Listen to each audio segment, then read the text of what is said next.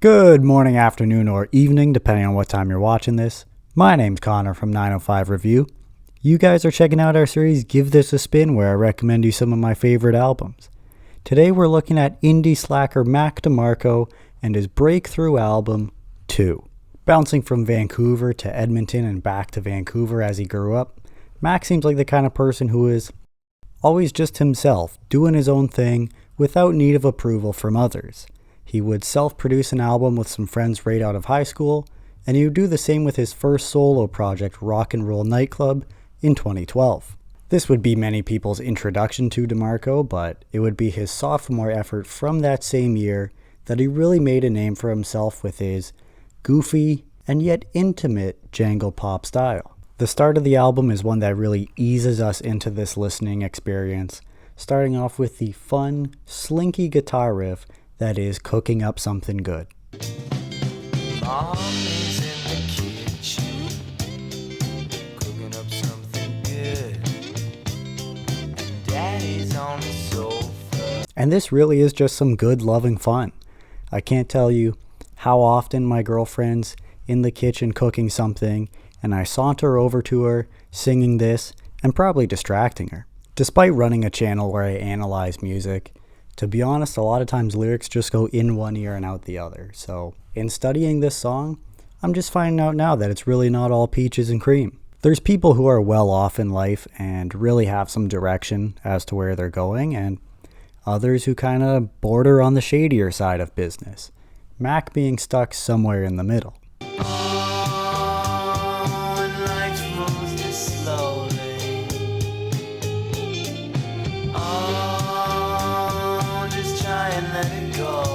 He's no angel, he's no devil, but he marches to the beat of his own drum, and as long as he's got smokes on him, he'll be alright. On the following track, Dreamin', Mac is heavy-hearted as he's longing for a girl he imagines is everything to him.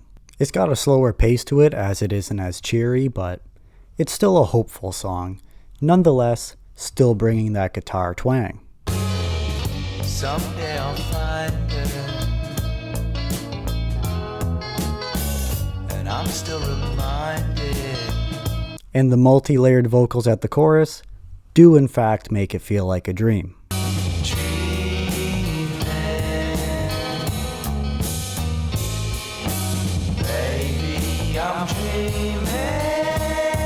Breaking out another classic is one of Mac's earliest big hits, which would be Freaking Out the Neighborhood.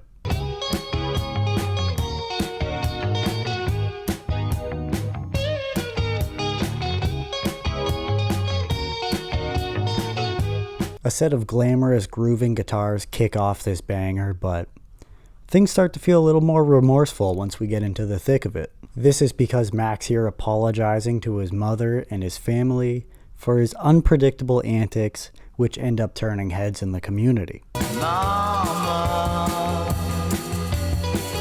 there are times I get carried away. While it's not disclosed in the song, the event in question is Mac getting way too drunk at one of his shows and inserting a musical instrument where no musical instrument ought to be inserted. Both concerning and hilarious. What a backstory, and to arguably his best song. After this is the soulful fourth track, Annie, and DeMarco is looking for help from Annie as he needs somebody to hear out his troubles. I've seen a lot of speculation that the Annie in question is metaphorical for alcohol, and while there is a decent amount here to back up that claim, even musically speaking, the weary, free-falling sound of the chorus,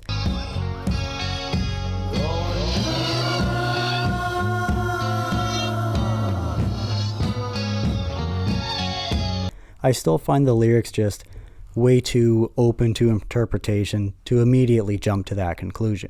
That aside, the palm-muted strumming during the verses is such a small touch that just adds that much more regarding the swing that it brings to the song. Annie knows when it's me, knows how I feel. And closing the first side of our record is Ode to Viceroy. And it really should come as no surprise to any of DeMarco's fans that he would write a tribute to a cigarette brand, knowing what a tobacco enjoyer he is. Viceroy, early in the morning. Even more than just that though, apparently he switched to another kind of smokes one time, and they were so bad that he felt guilty that he was betraying Viceroy. And that's pretty much all this song comes down to. Mac's a chill guy who just enjoys a nice smoke in the morning. So, honey, I'll smoke you till I'm dying.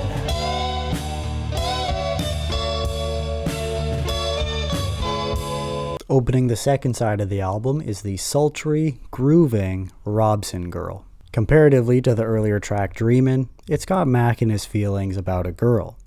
It's got this nice, upbeat, but simultaneously hurt riff to go alongside Mac's scratchy vocals. Maybe when we're older, we can try this over. Maybe not so fitting with the rest of the song, but his frustration is epitomized in what feels like an improvised jam just past halfway through, though it is brief.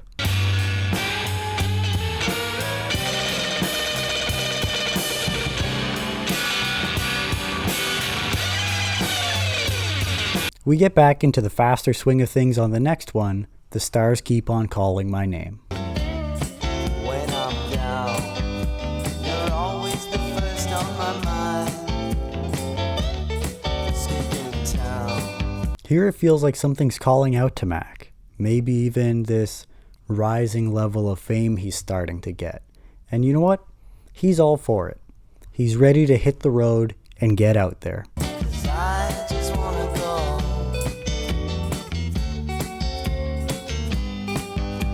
I just wanna go.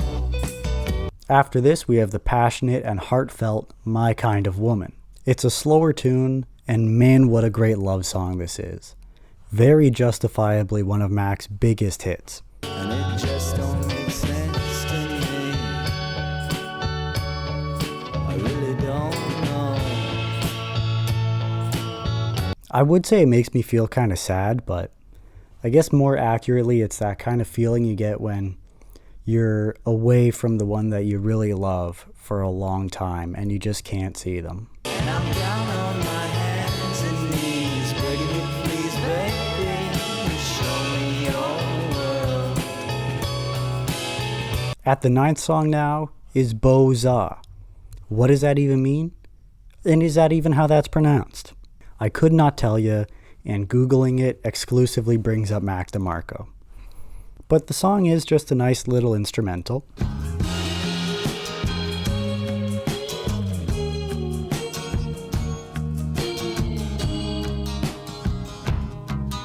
After this, we get to Cheryl. It's a loving song about Mac's grandmother, and from the sounds of the lyrics, it may be a tribute. Getting hard to remember. Getting hard to recall. But if that's the case, it sounds like a celebration of her memory given through Mac's signature cheery jingle. While I do enjoy the sound of that, at the same time, I feel it doesn't quite fit in with the rest of the music. Cheryl.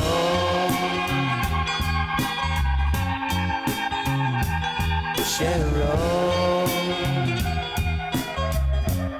And to end off the album is the acoustic Still Together, dedicated to Mac's girlfriend. Despite the fact I enjoy the song, the fact that it is just Mac's voice and a guitar makes it feel pretty empty compared to everything else on the album, so I definitely prefer to listen to this one on its own as opposed to being part of this recording. In time she'll see that her and me were meant to be together. 2 is available for digital download, as well as being available on cassette, CD, and vinyl. The latter of those is also the format you can find in limited edition, bearing either a white or blue-toned album artwork, also containing a blue vinyl. Additionally, in 2019, they released the album with its original artwork on a green vinyl, And for the 10th anniversary edition in 2022, you could get the double vinyl set that also contained the demos of the album, the special edition of which came on a Viceroy-themed vinyl limited to 5,000 copies. 2 only further helped DeMarco make a name for himself with his style, both musically and as an individual. The album was well received by many who reviewed it and played a part in Mac becoming one of the most notable indie musicians of the 2010s, as he would do even further with his follow-up album Salad Days. At only 31.5 minutes long, this is probably the shortest album I've covered in some time, but boy is it a fun 31.5 minutes. With that being said, I wouldn't call this album anything to necessarily be blown away by. There isn't a whole lot here to really wow you. It's just more of a vibe, you know? This is an album that you toss on when you're chilling with some friends, everybody's just having a good time without a care in the world. That thought is carried further by the fact that I'd call the album easygoing, but also pretty formulaic. Outside of the instrumental, everything here is only 2.5 to 4 minutes long, and they pretty much all follow the same verse, chorus, done format. This unfortunately leads some songs to feel quite interchangeable. I would call The Stars Keep On Calling My Name pretty comparable to Freaking Out the Neighborhood, albeit a lesser version. For those reasons, I'll be stamping 2 with a B+ grading, and to be honest, it does kind of pain me to do so, just given what a good overall feeling the album brings and how much I really enjoy some of these songs. But with that being said, I don't really have many quarrels with just listening to my favorite songs and feeling like I'd pretty much get the same experience, not having to listen to the ones I'm not as partial to. Those have been my thoughts on Mac DeMarco's 2. Let me know yours. As always, I appreciate you stopping by, and maybe you feel like sticking around. But, real quick, before we take off, what were your thoughts on Mac DeMarco's 2? Did I rate it too high? Did I rate it too low? You let me know down below, as well as any other comments you might have, or even album recommendations. And I'll see you in the next one. You take care.